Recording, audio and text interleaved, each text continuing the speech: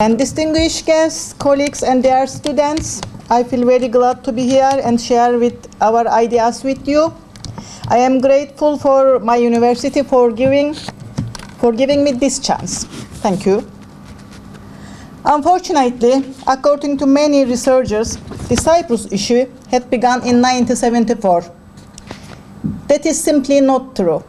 When I was born in 1965, the Republic of Cyprus, which was accredited by the United Nations and had 3 guarantor states, had already collapsed. This strange republic, which had been established by the deeds of foreign states, could only live for 3 years. Even then, these 3 years had been in conflict. It is being struggled for 45 years to establish a similar federation or restore the old republic, which had lived for only 3 years. I always had a hard time comprehending this. During the peace talks, they have been continuing for decades. 7 UN Secretary Generals and 22 UN Special Representatives had been left behind. We are worried that the continuation of these negotiations at any cost have become more important than the peace itself. In other words, it seems as if means have become an end in itself. The history of the Cyprus problem dates back to the remote past. However, the problem was not brought to the agenda of the international community until 1954, which was the year when it was brought up to the United Nations. After it had been understood that Britain could not hold the island as a colony anymore, the question of ruling of the island emerged. The sharing of power between the 2 dominant societies of the Turks and the Greeks are in question. The Greeks wanted the annexation of the island and thus to take a step towards the realization of the Megali idea. In other words, the Great Design, which dates back to the late 18th centuries. So much so that they sent a memorandum to the governor Capodistra, who was accepted as the first prime minister of the modern Hellenic state on August 19, 1828, and asked the annexation of Cyprus into Greece. On 16 August 1954, with reference to the idea that they had finally come up with a new opportunity to finally fulfill this historic mission, Greece applied to the UN with a request for the recognition of the right to self-determination, with a referendum that would be held by taking the opportunity of Greeks being the larger population on the island. They had the idea of preparing a legal basis for the annexation of the island to Greece. This idea is based on the fact that the Greek Cypriots gathered in 500 churches on March 25, 1921, making the first plebiscite for enosis and appealing to the British administration after they made the decision for the annexation. In the following years, enosis plebiscites of the Greeks would continue. For example, in December 1949, the Greeks announced to the colonial government that they would hold a plebiscite on January 15, 1950.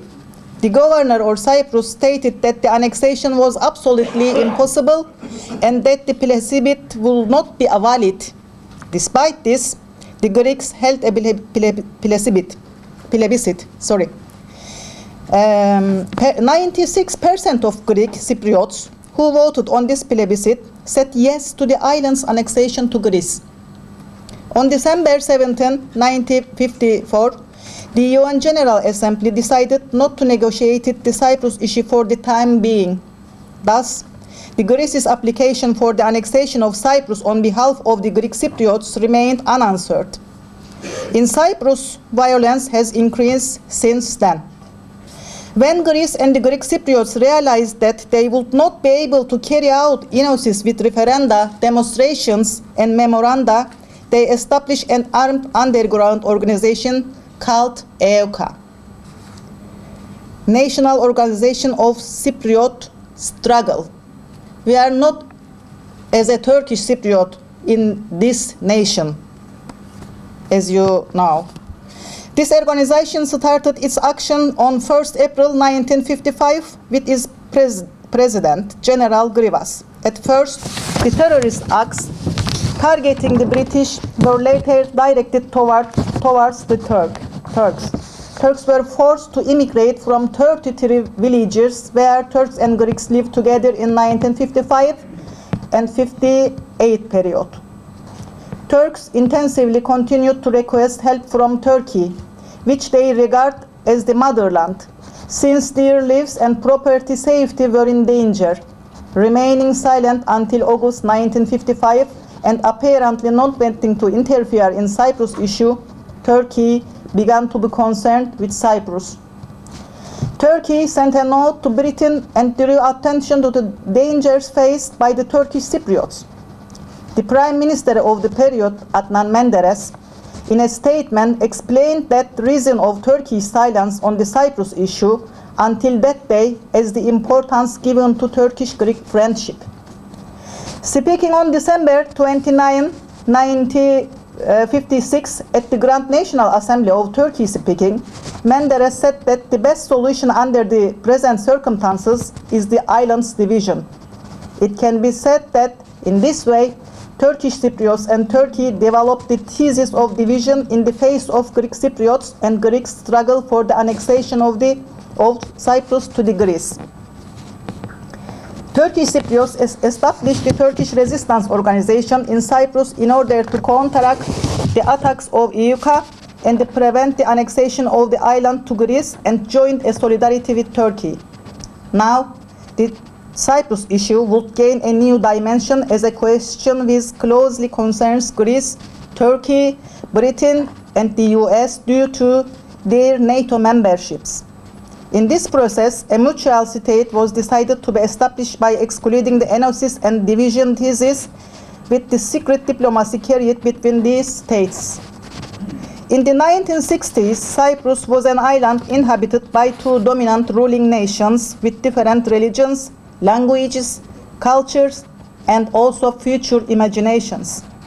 The attempt to bring Greek Cypriots, of whom 60 treaties are relatively principal in terms of population compared to others, and who are connected to Greece with the sense of belonging, and Turkish Cypriots who are connected to Turkey with the sense of belonging, into the process of becoming a nation under one nation state can be considered as an experiment.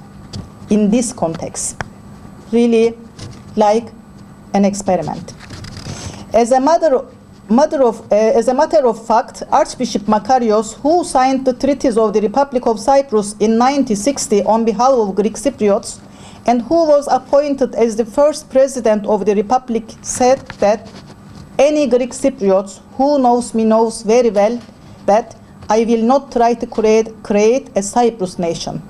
Agreements have created a state, but not a nation.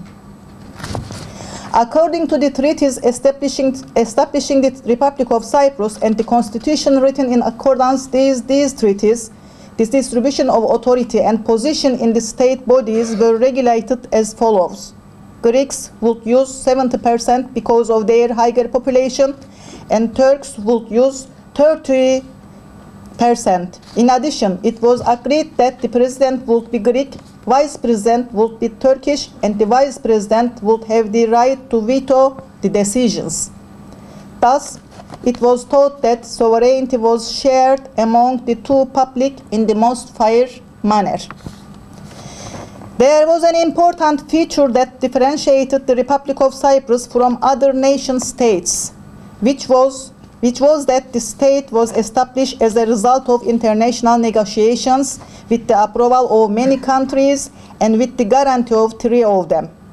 Guarantor states were Turkey on behalf of Turkish Cypriots, Greece on behalf of Greek Cypriots, and Britain as the one who had ruled the island as its colony for many years. Thanks to these agreements, and even though there is no longer its state, the UK still owns some land and has a military base in our island. The Republic of Cyprus, established with the text called as 1960 Cyprus Agreements, London-Zurich Agreements, which were made as a result of the negotiations between the intervening states, has been further strengthened with the guarantee and alliance agreements of related states. Tijan Hanım, you have 5 minutes. Thank you. Sorry. Oh, what can I do? I want to say everything I in know, here. but you see there are others who want to speak as well. I'm sorry. Okay, You will have okay, to okay. Plan yourself